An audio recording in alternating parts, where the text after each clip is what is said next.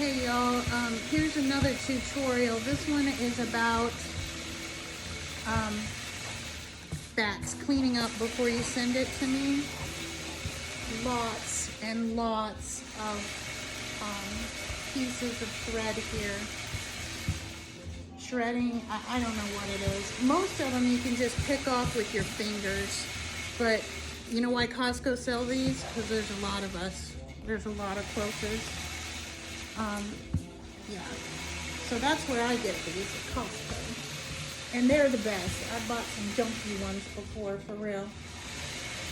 So what I want you to do, especially on the white, I don't much care if you've got threads showing on quilts that are colored. Now this customer opens her seams. It's just a preference. If you want to open them, you open them. If you want to push them to the dark, you push them to the dark. If you want to push it to the light, don't care. What I do care about is that these white pieces right here, see this white? Let me turn it just a little bit. I hope it doesn't. See these white blocks? There's a lot of white in this quilt. And I don't want there to be threads showing on the other side. So I'm doing my best to do my customer a solid by picking off all of this stuff. I don't always have a lot of time to do it, but it's important that these threads don't show up underneath this white, because it looks like varicose veins. Look at already how much I've gotten off of this quilt. It just, I don't know, it's not as nice. So take the time. Most of the time you can pick them up with your fingers. Once in a while you've got to cut it, but not a lot. But it's not y'all, it's the fabric. The fabric that's being milled right now is, yeah, it's just not the best. So I'm going to press your quilt no matter what.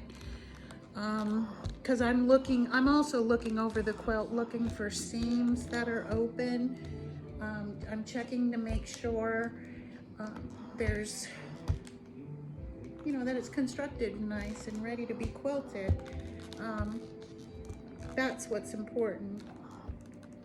So when I say pick the threads off, this is what I'm talking about. Just make sure there's not a big old ugly piece of thread gonna show up on the white like a varicose vein behind your quilt.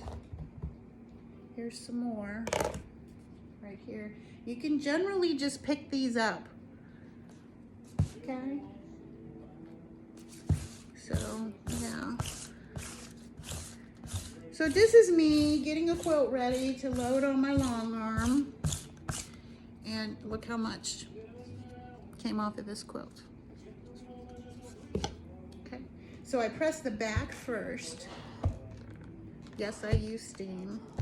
And my favorite starch, believe it or not, and I learned this from another long armor, is this one. This is the best starch on the market right here. To find it in the gold can is the chore. You can't always, but this is the best starch. And so now that I did the back and I'm satisfied with that, I'm gonna make sure my table's pretty clean. And then I'm gonna throw it up this way. Well, you would think, well, it's already done. Why are you pressing it again? I mean, look at this. Look at this shredding. Shredding from this, are you kidding me? I mean, this is manufacturing right there. That's what that is. Anyway, because I pressed the back, I want to make sure that the front looks just as nice. So, and sometimes as I'm pressing, it'll press a fold in, and I don't want that. So, I'm going to put her quilt up here, and I'm going to quickly go over, pick up as much, because there's strings up here too, especially on white. I'm very picky on white. Oh, geez. I'm gonna clean this off and I'm gonna go ahead and press this one, and then I'm going to show you at the end what this looks like. Yes, I'm listening to Old Alabama. Now, who doesn't love Old Alabama? Okay. So you agree we got a clean one, right? Here we go. I'm gonna start picking. It looked perfectly clean to me. Didn't look like there was a thing on it. Yes, I've already picked up threads. So I'm gonna quickly press this, make sure everything is nice and soft, and look what I found. Oh my Lord. Look, look. Do you see that? This is why you do it. If you're a long armor and you skip this step, do you know what happens when you get that on your machine, on your long arm? It'll either rip open or you'll skip it all together. And you know what? The customer blames the long armor. It's your fault because you didn't find it beforehand. Really? Yeah. So I got to take this over to my sewing machine and sew it. And I do charge for this. I charge $5 for every open seam. Yeah. I'm going to fix it right now. Right now, I'm going to fix it.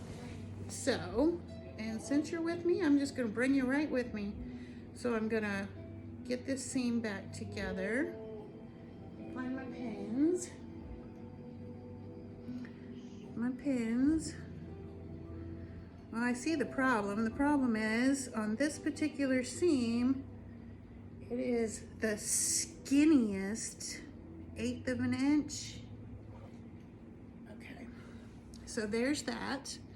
Now I'm going to bring you with me over to my featherweight, because that's my favorite machine, is my featherweight. And I'm going to put this right here so you can see me fix this. Okay. Now I didn't see this open seam when I was pressing off the back looking for threads, but I did when I was pressing off the front. And there's several people who follow me who are long armors, so this is a teaching video for them because she has such a tight little, well, I can't take a deeper seam because it'll throw off everything in the quilt. So I'm gonna maintain her little skinny seam, but try and close this up. There we go. Okay.